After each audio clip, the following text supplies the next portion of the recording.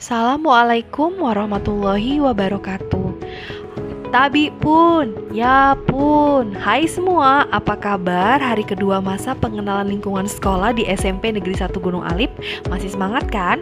Nah, hari ini saya akan menjelaskan tentang cara belajar efektif untuk memahami materi pelajaran. Khususnya di masa pandemi COVID ini ya, atau kita menyebutnya daring. Sebelum itu, saya akan memperkenalkan diri saya terlebih dahulu. Nama lengkap saya Eka Anggiarini, biasa dipanggil Bu Anggi. Saya lahir di Talang Padang 23 September tahun 1987 dan saya sudah memiliki 2 anak dan 1 suami. Saya memiliki hobi membaca, menari, dan menyanyi. Tapi menyanyinya di kamar mandi ya. Terus saya menghabiskan pendidikan saya TK di PKK Sukarame Talang Padang, SDN 1 TK, SMP Negeri 1 Pulau Panggung, SMA Negeri 9 Bandar Lampung, dan saya melanjutkan S1 di Universitas Lampung, lulus tahun 2009, dan saya melanjutkan S2 untuk Magister Pendidikan Bahasa Inggris juga di tahun 2014, dan lulus di tahun 2016. Oke, cukup ya perkenalannya. Selanjutnya, di sini saya akan menjelaskan bagaimana sih cara belajar secara efektif. Ada 6 tahapan ya. Kita apa sih belajar itu, tujuan belajar, fungsi belajar, cara melakukan belajar efektif, hambatan melakukan belajar efektif, dan cara mengatasi hambatan belajar efektif. Oke. Dan pertama-tama tadi kenapa sih saya memberitahu tentang riwayat pendidikan, karena menurut saya belajar itu penting banget ya. Misalnya kalau kita melihat ketika kita semakin kita banyak belajar, semakin kita merasa tidak tahu, tapi kita akan motivasi belajar kita akan semakin tinggi.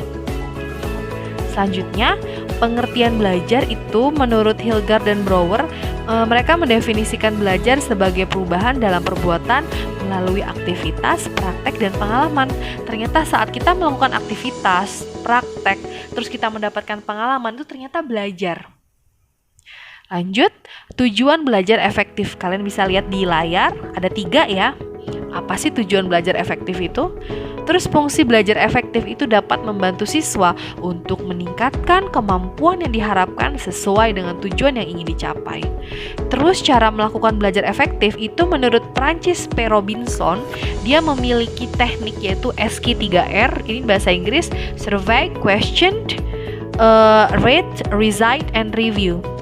Nah, kalau dalam bahasa Indonesia, survei itu adalah mensurvei, artinya kita mengobservasi, mengamati. Kayak kalian tadi sampai ke sekolah ini mulai, artinya kemarin misalnya ke sekolah ngeliat-ngeliat tuh ya. Terus kalian mulai bertanya-tanya, aku nanti kelas berapa ya? Setelah itu kalian mulai read, recite, and review. Apa sih Miss bedanya 3 hal ini? Ini sebenarnya sama-sama membaca. Kalau read itu sebenarnya membacanya itu menjawab dari sebuah susunan pertanyaan. Sedangkan kalau recite, kita membacanya udah mulai sambil menghafal. Kalau review, kita membaca tapi kita mengulang kembali gitu loh, melihat kembali gitu yang sudah kita baca dan kita pelajari. Terus hambatan nih yang dapat kita temui atau hambatan saat kita melakukan belajar efektif itu biasanya kesehatan fisik. Kalau misalnya kita terganggu, ya kita nggak bisa belajar secara efektif.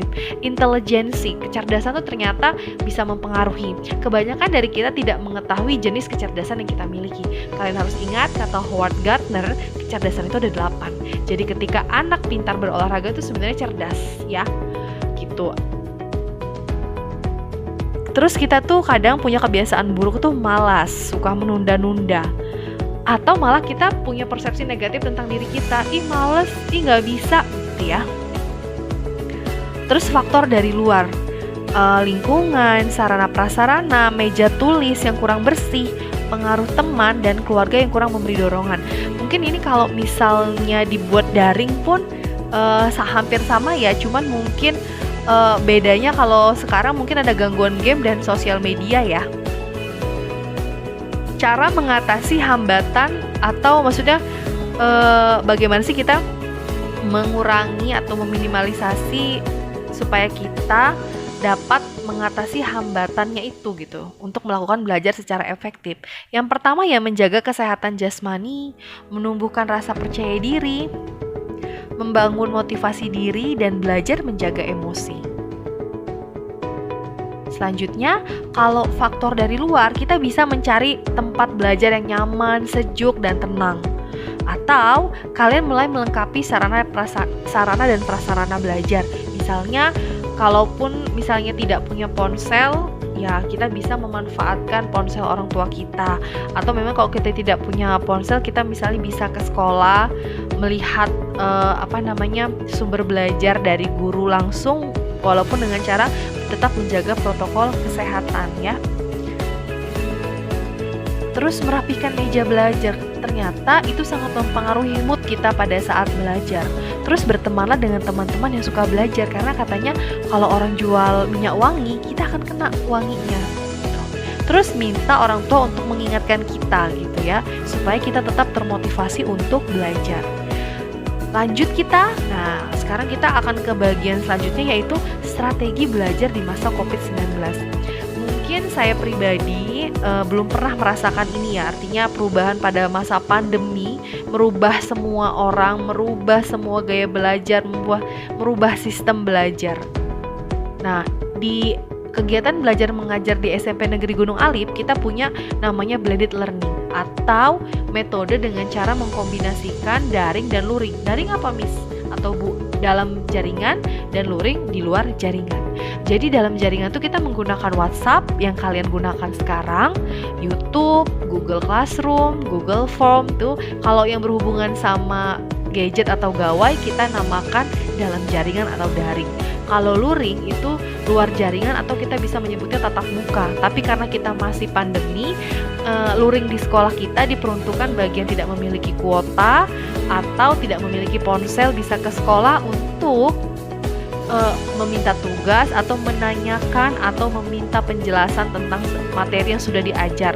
Misalnya kalau kalian ketinggalan gitu ya. Jadi kalian harus tetap jaga protokol kesehatan dan tetap semangat. Nah, ini bagaimana sih cara kita memanage waktu? Ya, ini ada 4 hal. Terus persiapkan teknologi yang dibutuhkan sama dengan yang tadi, sarana dan prasarana ya. Apa saja sih kalau ini yang berkaitan dengan pandemi, apa sih teknologi yang dibutuhkan gitu.